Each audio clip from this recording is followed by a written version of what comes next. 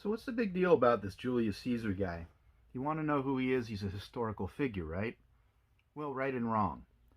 He's a historical figure in the sense that he actually existed biologically within the world, culturally, chronologically, and so on. But he's also a myth in the sense that what he did in history shapes our ideas about him subsequently here in posterity. Heracles, you say that word and you think of certain things, but all of those things have in common that they point back to this one word called Heracles. Same thing with Caesar. Even though he was a historical figure, why would we mention Julius Caesar in connection with Heracles? It has to do with myth and history are not as far apart as we like to think. When we think about the movers and shakers of history, we are really thinking of people who made things happen within their own time, but those very things that they made happen are things that we think about now no differently than the way you think about myths, the way you think about stories of any kind, whether they did or didn't happen within the chronology of human culture and civilization. And so Caesar, when I talk about him, I'm going to take that word, or those two words, Julius Caesar, and think of as one myth, mythos, which originally means an utterance, and then by extension a word, and then finally a story.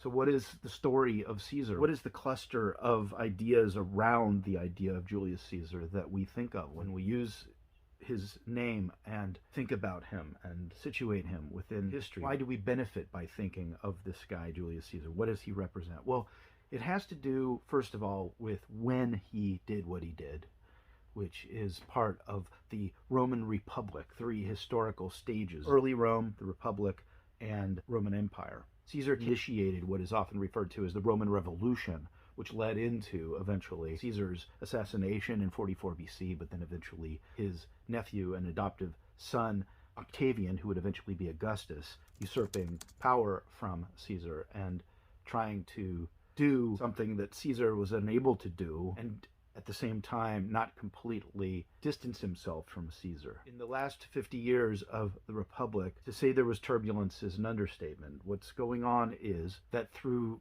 a long series of developments, the Roman people versus the Roman senatorial class, the ordinary people had become angry enough with certain what they consider to be injustices for the dam to burst in various ways, and the most conspicuous way is Caesar's crossing the Rubicon in 49 BC. You've heard of that, crossing the Rubicon. It's become a figure of speech that people use to get across what?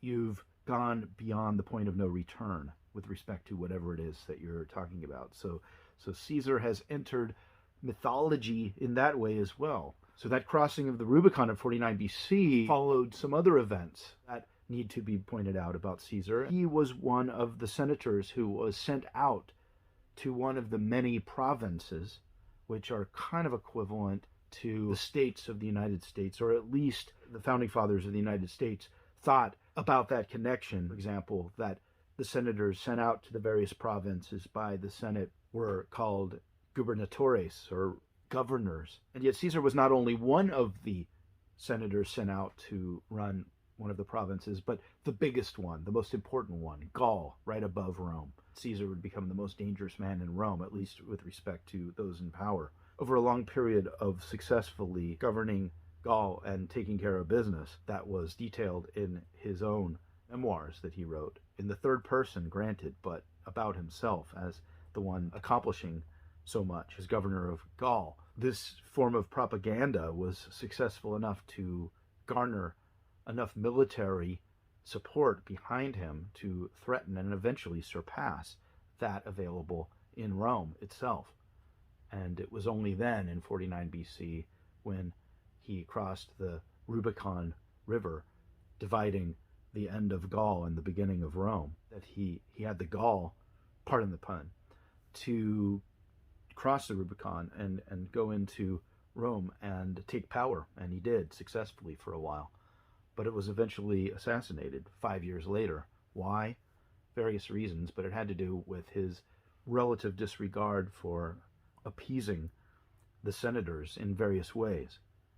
And so he was assassinated by senators, including his friend Brutus, made famous in Caesar's Et tu, Brute.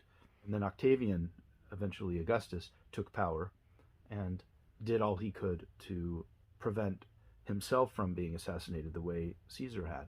But the thing about Caesar, what he represents, besides being one of the greatest generals of all time, is a champion of the people taking over power, but eventually being assassinated by people within his own ranks due to what they saw as his indifference to playing ball with them.